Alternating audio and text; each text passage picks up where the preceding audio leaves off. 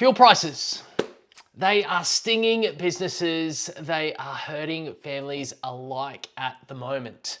And while it's easy to lay responsibility for the soaring cost at the Bowser at the feet of either the US and Israel for striking Iran, or Iran itself for closing down the Strait of Hormuz, I would argue that the severity of the fuel price surges that we're experiencing at the moment are of our own making. For decades, defense strategists and national policy think tanks have considered one of, if not the greatest strategic risk to Australia to be its fuel reserves. We are a nation that runs on fuel. Farmers need fuel to produce food and crops. The truckies need fuel to ship that produce across the country. Our Defence Force needs fuel to defend us, and you need it to get about your daily lives. Despite this, Australia has only 2 active fuel refineries at the moment, and they produce less than 20% of our fuel needs. That means we have to import over 80% of it. Now, prior to the hostilities kicking off in the Middle East at the moment, Australia held only 36 days worth of petrol, 34 days worth of diesel, and only 32 days worth of jet fuel. And get this, these were described as some of the highest levels of fuel reserves in the last 10 years. Now, as a nation, we have come to rely on just-in-time shipments, avoiding the cost of maintaining large, significant fuel reserves and optimizing our supply chain for efficiency. And this works well if we're in a peaceful and stable environment. But the current global geopolitics are anything but. As Australia's Chief of Defence Force, Admiral David Johnson, highlighted recently in a speech that he gave in the Australian National University, he said the prolonged adoption of this approach has left Australia vulnerable. Economically, because we cannot shield ourselves, we don't have any capacity to absorb the fluctuating prices of the international markets and the disruption to the global supply chains. And strategically, because we can have the best military in the world, but if we can't put fuel in our fighters, our ships, and our tanks, well, we can't use them, and they just become target practice for any adversary that can fuel their jets and their bombers. So what's really going on here?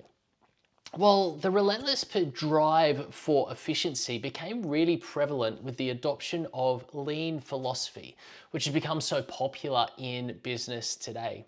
And this philosophy, it kind of emerged from post-war Japan, where resources were really scarce and holding large, significant inventories were cost prohibitive.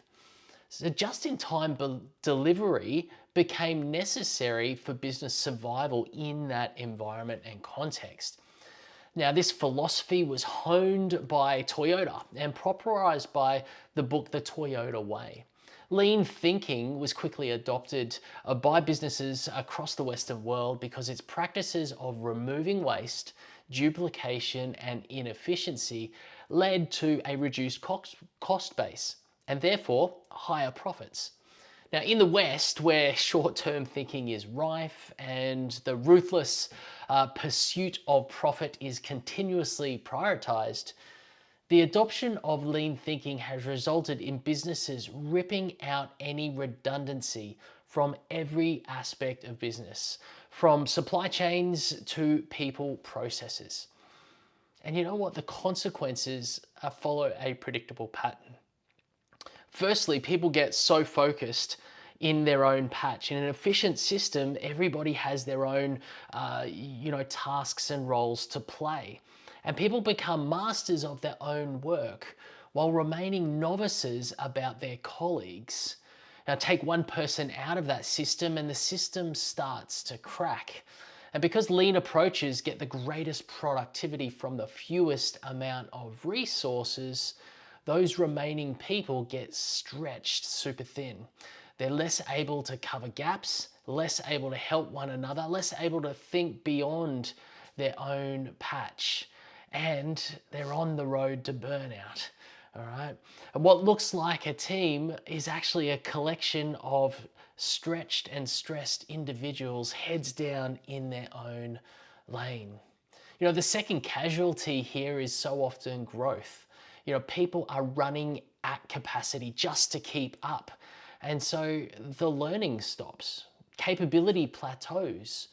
Without exposure to different perspectives and doing different things, the breathing room to consider different alternatives, well, innovation dries up. The business gets really good at what they're doing and what it already does, right up until the moment where that's no longer enough. See, efficiency is expensive. It may improve the profits in the short term, but there's always a cost. In a business system that over prioritizes efficiency, people bear the cost first. But eventually, either through a little bit more slowly through attrition of people and productivity, or really quickly through some sort of market disruption, the business eventually pays as well. Here's the reality. A system built to maximize efficiency does so at the expense of resilience. See, the biggest problem comes when a crisis occurs. The market changes or people leave. There's no capacity for the system to absorb the hit. There's no redundancy in reserve. There's no way to plug holes or cover gaps. The system has lost its resilience. So what about you? All right. A true high-performance team is not one that just maximizes results. It's a resilient team that continues to produce results even when times are tough. Now that requires reserves for you to draw on. So you might not be in charge of a nation, an organizational business. Most of you listening to this though will have a team that you run. Some, maybe you only lead yourselves. But all of you can take steps to become more resilient by building your reserves. When it comes to your team, where can your team cross-train?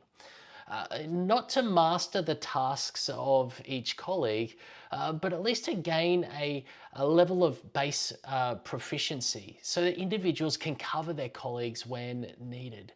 This allows you to build capability reserve within your team. I think about special forces when I think about this particular context. You've only got a small team there of 4 to 6 people. And each one is a specialist in some area. Some will be explosives, one will be a dedicated medic, one will be a communications and radio guy.